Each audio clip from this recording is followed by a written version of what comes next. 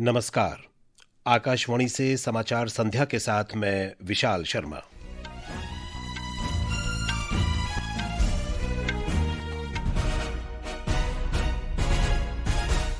मुख्य समाचार। केंद्रीय मंत्रिमंडल ने 12,000 करोड़ रुपए से अधिक की लागत से दिल्ली मेट्रो के 3 नए कॉरिडोर को मंजूरी दी। प्रधानमंत्री नरेंद्र मोदी ने कहा, दिल्ली मेट्रो का विस्तार राष्ट्रीय राजधानी में लोगों के सुगम परिवहन को बढ़ावा देगा। केंद्र ने अरावली पर्वतमाला में किसी भी नए खनन पट्टे देने पर पूर्ण प्रतिबंध लगाने के लिए राज्यों को निर्देश जारी किए। पर्यावरण मंत्री भूपेंद्र यादव ने दोहराया कि सरकार इसके संरक्षण के लिए पूरी तरह से प्रतिबद्ध। गृह मंत्री अमित शाह ने कहा, वामपंथी उग्रवाद, आतंकवाद और सशस्त्र समूहों से प्रभावित क्षेत्रों में शांति है और देश अब सुरक्षित हाथों में है। क्रिसमस की पूर्व संध्या पर लोग प्रभु यीशु के जन्म का जश्न मना रहे हैं। राष्ट्रपति द्रौपदी मुर्मू ने कहा, ये पर्व प्रेम और करुणा का संदेश देता है। यूक्रेन के राष्ट्रपति वोलोदिमीर ज़ेलेंस्की ने रूस के साथ भविष्य के शांति समझौते में सबसे संवेदनशील मुद्दों को हल करने के लिए अमेरिका के राष्ट्रपति के साथ बैठक का अनुरोध किया। और मौसम विभाग ने अगले 3 दिनों के लिए उत्तर प्रदेश, हरियाणा, चंडीगढ़, बिहार और पंजाब में घने कोहरे का ऑरेंज अलर्ट जारी किया। राष्ट्रीय राजधानी क्षेत्र से ग्रेप 4 प्रतिबंध तत्काल प्रभाव से हटाए गए। अब समाचार विस्तार से। केंद्रीय मंत्रिमंडल ने 12,015 करोड़ रुपए की लागत से दिल्ली मेट्रो के 5A चरण को मंजूरी दे दी है। नई दिल्ली में मंत्रिमंडल की बैठक के बाद सूचना और प्रसारण मंत्री अश्विनी वैष्णव ने बताया कि इस चरण के अंतर्गत 3 मेट्रो कॉरिडोर आर.के. आश्रम से इंद्रप्रस्थ, एरोसिटी से एयरपोर्ट टर्मिनल 1 और तुगलकाबाद से कालिंदी कुंज को मंजूरी दी गई है। 13 नए मेट्रो स्टेशन भी बनाए जाएंगे। ये जो 3 आज कॉरिडोर्स अप्रूव हुए हैं, रामकृष्णा आश्रम आर.के. आश्रम मार्ग से Indraprastha 9.9 kilometres at an investment of 9,570 crore, Aerocity to airport terminal 1 2.3 kilometres 1,419 crore, Tughlakabad to Kalindi Kunj 3.9 kilometres 1,024 crore. इस एक्सपेंशन से दिल्ली में 33,000 ton CO2 emission every year will be saved. Bharat चीन और अमेरिका के बाद विश्व का तीसरा सबसे बड़ा मेट्रो नेटवर्क बन गया है। एक रिपोर्ट। दिल्ली मेट्रो ने अपने संचालन के 23 वर्ष पूरे कर लिए हैं और इसने राष्ट्रीय राजधानी क्षेत्र में शहरी परिवहन को एक नई दिशा दी है। चीन और अमेरिका के बाद भारत दुनिया का तीसरा सबसे बड़ा मेट्रो नेटवर्क बन गया है। वर्तमान में दिल्ली मेट्रो द्वारा लगभग 395 किलोमीटर के नेटवर्क पर कुल 12 मेट्रो लाइन का संचालन किया जा रहा है, जिसमें 289 स्टेशन हैं। दिल्ली मेट्रो आज राजधानी की जीवन रेखा बन चुकी है और प्रतिदिन औसतन 65 लाख लोग इससे यात्रा कर रहे हैं। आज स्वीकृत किए गए 3 नए कॉरिडोर से दिल्ली में आवागमन और आसान होगा, सड़कों पर ट्रैफिक कम होगा और हवा की गुणवत्ता बेहतर होगी। दीपेंद्र कुमार, आकाशवाणी समाचार, दिल्ली। केंद्र ने राज्यों को अरावली पर्वतमाला में किसी भी प्रकार के नए खनन पट्टे देने पर पूर्ण प्रतिबंध लगाने का निर्देश जारी किया है। दिल्ली से गुजरात तक फैली संपूर्ण अरावली पर्वतमाला को अवैध खनन से बचाने की दिशा में यह महत्वपूर्ण कदम है। पर्यावरण, वन और जलवायु परिवर्तन मंत्रालय ने एक बयान में कहा कि यह प्रतिबंध संपूर्ण अरावली भूभाग पर समान रूप से लागू होता है और इसका उद्देश्य अरावली की अखंडता को बनाए रखना है। इन निर्देशों का उद्देश्य अरावली पर्वतमाला की रक्षा करना और सभी अनियमित खनन गतिविधियों पर रोक लगाना है। केंद्र सरकार ने यह भी निर्देश दिया है कि पहले से ही चालू खदानों के लिए संबंधित राज्य सरकारें सर्वोच्च न्यायालय के आदेश के अनुरूप पर्यावरण की सुरक्षा के सभी उपायों का कड़ाई से अनुपालन सुनिश्चित करें। केंद्रीय पर्यावरण, वन और जलवायु परिवर्तन मंत्री भूपेंद्र यादव ने कहा है कि कुछ राजनीतिक दल, विशेषकर कांग्रेस, अरावली पहाड़ियों पर सर्वोच्च न्यायालय के फैसले के संबंध में गलत सूचना फैला रही है। उन्होंने कहा कि कांग्रेस अपने स्वार्थ को पूरा करने के लिए इसे राजनीतिक हथियार के रूप में इस्तेमाल कर रही है। आकाशवाणी से बातचीत में श्री यादव ने कहा कि लोग विपक्ष के इस दुष्प्रचार के झांसे में नहीं आएंगे। कांग्रेस तो झूठ और भ्रम इसमें फैलाने की कोशिश कर रही है। वास्तविकता तो यह है कि अरावली में जो लगभग मुझे जानकारी जो दी है कि 1100-1200 माइंस में राजस्थान में 700 तो अशोक गहलोत के ही समय में दी गई है। ऐसे भ्रामक आंकड़ों में जनता नहीं आ रही है, उनका झूठ लगातार फेल हो रहा है और सर्वोच्च न्यायालय का निर्णय अभी भी सर्वोच्च न्यायालय में ओपन है। तो अनावश्यक एक न्यायालय के निर्णय को अपना राजनीतिक हथियार बना रहे हैं, जो उचित नहीं है। ये समाचार आकाशवाणी से प्रसारित किए जा रहे हैं। ताज़ा समाचार जानने के लिए आप हमारे social media handle x@AIR News Hindi को फॉलो कर सकते हैं। समाचार संध्या में आपका फिर स्वागत है।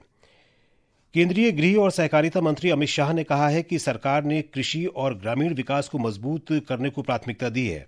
हरियाणा के पंचकुला में आज क्रिभको द्वारा आयोजित मेगा सहकारी सम्मेलन में उन्होंने कहा कि हाल के वर्षों में कृषि बजट बढ़ाकर 1,27,000 करोड़ रुपए कर दिया गया है। 2014 में मोदी जी प्रधानमंत्री बने तब इस देश का कृषि बजट 22,000 करोड़ रुपया था और अब कृषि बजट को बढ़ाकर 1,27,000 करोड़ करने का काम भारतीय जनता पार्टी की। ग्रामीण विकास का बजट जो कमोबेश कृषक जहाँ रहता है वो क्षेत्र के विकास के लिए होता है, गांव के विकास के लिए होता है, वो 80,000 करोड़ था और आज 80,000 से बढ़ाकर ग्रामीण विकास का बजट 1,87,000 करोड़ करने का काम ये भारतीय जनता पार्टी। गृह मंत्री ने कहा कि सरकार पशुपालकों के हित में काम कर रही है क्योंकि कृषि और पशुपालन से अनेक लोगों को रोजगार मिलता है। हमारी आबादी के बहुत बड़े हिस्से का डायरेक्ट या इनडायरेक्ट जीवन यापन भी खेती के आधार पर होता है, किसानी के आधार पर होता है, पशुपालन के आधार पर हो। अगर हम कृषि को और पशुपालन को एक स्वतंत्र रूप में आइसोलेशन में व्यवसाय के रूप में देखें तो वो बहुत सारे लोगों को रोजगारी देते हैं। कृषि और पशुपालन के साथ कोऑपरेटिव को जोड़ते हैं तो ये 125 करोड़ लोगों को रोजगारी के साथ समृद्ध बनाने का काम भी एक कोऑपरेटिव कर सकता है। अमित शाह ने कहा कि प्रधानमंत्री नरेंद्र मोदी ने सहकारिता मंत्रालय का गठन करके एक नया मंच प्रदान किया है। उन्होंने कहा कि सहकारिता मंत्रालय द्वारा इंडिया कोऑपरेटिव टैक्सी शुरू की जाएगी। टैक्सी से होने वाला लाभ चालक को मिलेगा और ये भारत की नंबर 1 टैक्सी सेवा होगी। राज्य के मुख्यमंत्री नायब सैनी की सराहना करते हुए श्री शाह ने कहा कि हरियाणा न्यूनतम समर्थन मूल्य पर 24 फसलों की खरीद करने वाला पहला राज्य है। इस दौरान श्री शाह ने भिवानी जिले के सलेमपुर गांव में हरियाणा डेयरी सहकारी विकास महासंघ द्वारा 3 करोड़ 30 लाख रुपए की लागत से निर्मित वीटा मिल्क चिलिंग सेंटर का वर्चुअल रूप से उद्घाटन किया। गृह मंत्री ने किसानों को प्लेटिनम डेबिट कार्ड भी वितरित किए और बहुउद्देशीय सहकारी समितियों के रूप में पंजीकृत समितियों को सम्मानित किया। खाद्य सार्वजनिक वितरण और उपभोक्ता कार्य मंत्री प्रहलाद जोशी ने कहा है कि राष्ट्रीय उपभोक्ता दिवस देश के प्रत्येक उपभोक्ता की सुरक्षा, सशक्तिकरण और आवाज उठाने की प्रतिबद्धता की पुष्टि करता है। राष्ट्रीय उपभोक्ता दिवस के अवसर पर आज नई दिल्ली में एक कार्यक्रम में श्री जोशी ने कहा कि उपभोक्ता संरक्षण अधिनियम 2019 ने नियमों को लागू करके, ई कॉमर्स को शामिल करके, उत्पाद दायित्व को लागू करके और ई फाइलिंग तथा वर्चुअल सुनवाई को सक्षम बनाकर उपभोक्ता ढांचे में सुधार किया है। उन्होंने कहा कि इस वर्ष अप्रैल से 15 दिसंबर के बीच 63,800 शिकायतों का समाधान करके उपभोक्ताओं को 42 करोड़ 60 लाख रुपए की धनवापसी की गई है। Government believe that consumer trust is सरकार का मानना है कि उपभोक्ता विश्वास से कोई समझौता नहीं किया जा सकता। भौतिक और डिजिटल दोनों बाजारों में अनुचित व्यापार प्रथाओं और भ्रामक गतिविधियों से उपभोक्ताओं की सुरक्षा करना सरकार की प्राथमिकता है। Physical and digital market. केंद्रीय गृह मंत्री अमित शाह ने कहा है कि सरकार मादक पदार्थों और मानव तस्करी, साइबर अपराध और संगठित अपराध के खिलाफ लड़ाई में राज्यों के साथ चट्टान की तरह खड़ी है। श्री शाह ने कहा कि कुछ वर्ष पहले देश में कानून व्यवस्था के मामले में 3 बड़ी चुनौतियां थीं: वामपंथी उग्रवाद, जम्मू कश्मीर में आतंकवाद और पूर्वोत्तर में सशस्त्र समूह। पंचकुला में एक कार्यक्रम को संबोधित करते हुए उन्होंने कहा कि वर्तमान सरकार के गठन के 10 वर्षों के बाद इन तीनों क्षेत्रों में शांति है और देश तीनों मोर्चों पर सुरक्षित है। लोक शिकायत और पेंशन सचिव रचना शाह ने आज कहा कि पेंशन अदालत जटिल और लंबे समय से लंबित पेंशन मामलों, विशेष रूप से वरिष्ठ नागरिकों और पारिवारिक पेंशन भोगियों के मामलों के समाधान के महत्वपूर्ण मंच के रूप में उभरी है।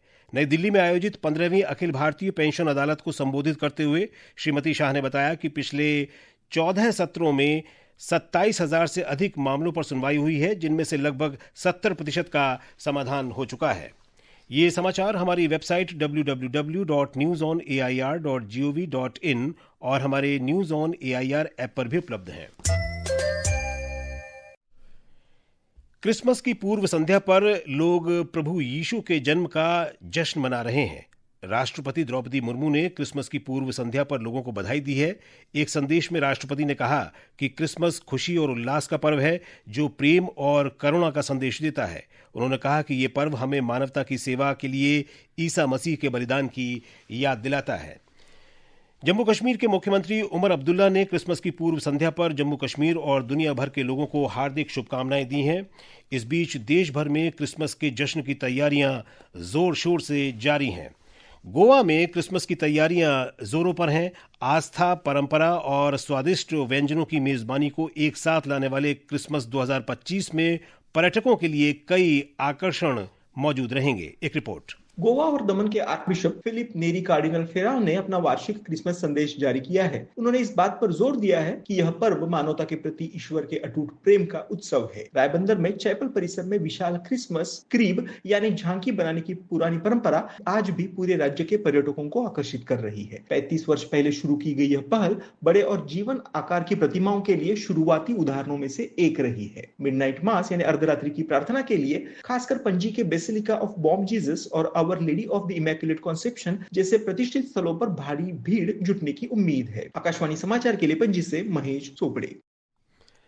अमेरिका और यूक्रेन के बीच हाल ही में संपन्न बातचीत के बाद यूक्रेन के राष्ट्रपति व्लादिमीर ज़ेलेंस्की ने रूस के साथ शांति वार्ता में संवेदनशील मुद्दों को हल करने के सिलसिले में राष्ट्रपति डोनाल्ड ट्रंप के साथ बैठक की मांग की है।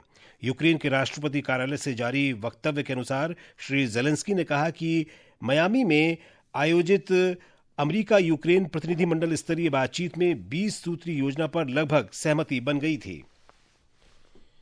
मौसम विभाग ने अगले 3 से 4 दिनों के लिए उत्तर प्रदेश, हरियाणा, चंडीगढ़, बिहार और पंजाब में घने कोहरे के लिए ऑरेंज अलर्ट जारी किया है। हिमाचल प्रदेश, जम्मू कश्मीर, लद्दाख, गिलगित बाल्तिस्तान, मुजफ्फराबाद, झारखंड और मध्य प्रदेश में भी ऐसी ही स्थिति रहने की आशंका है। इस बीच राष्ट्रीय राजधानी क्षेत्र और आसपास के क्षेत्रों में वायु गुणवत्ता प्रबंधन आयोग की श्रेणीबद्ध प्रतिक्रिया कार्य योजना ग्रैप पर उप समिति ने वायु गुणवत्ता में उल्लेखनीय सुधार के मद्देनजर आज पूरे एनसीआर में ग्रैप की मौजूदा अनुसूची के चौथे चरण के तहत सभी कार्रवाइयों को तत्काल प्रभाव से रद्द कर दिया है। और अब अंत में मुख्य समाचार एक बार फिर। केंद्रीय मंत्रिमंडल ने 12,000 करोड़ रुपए से अधिक की लागत से दिल्ली मेट्रो के 3 नए कॉरिडोर को मंजूरी दी। प्रधानमंत्री नरेंद्र मोदी ने कहा, दिल्ली मेट्रो का विस्तार राष्ट्रीय राजधानी में लोगों के सुगम परिवहन को बढ़ावा देगा। केंद्र ने अरावली पर्वतमाला में किसी भी नए खनन पट्टे देने पर पूर्ण प्रतिबंध लगाने के लिए राज्यों को निर्देश जारी किए। पर्यावरण मंत्री भूपेंद्र यादव ने दोहराया कि सरकार इसके संरक्षण के लिए पूरी तरह से प्रतिबद्ध। गृह मंत्री अमित शाह ने कहा, वामपंथी उग्रवाद, आतंकवाद और सशस्त्र समूहों से प्रभावित क्षेत्रों में शांति है और देश अब सुरक्षित हाथों में है। क्रिसमस की पूर्व संध्या पर लोग प्रभु यीशु के जन्म का जश्न मना रहे हैं। राष्ट्रपति द्रौपदी मुर्मू ने कहा, ये पर्व प्रेम और करुणा का संदेश देता है। यूक्रेन के राष्ट्रपति व्लादिमीर ज़ेलेंस्की ने रूस के साथ भविष्य के शांति समझौतों में सबसे संवेदनशील मुद्दों को हल करने के लिए अमेरिका के राष्ट्रपति के साथ बैठक का अनुरोध किया। और मौसम विभाग ने अगले 3 दिनों के लिए उत्तर प्रदेश, हरियाणा, चंडीगढ़, बिहार और पंजाब में घने कोहरे का ऑरेंज अलर्ट जारी किया। राष्ट्रीय राजधानी क्षेत्र से ग्रैप 4 प्रतिबंध तत्काल प्रभाव से हटाए गए। इसके साथ ही समाचार संध्या का ये अंक समाप्त हुआ। नमस्कार।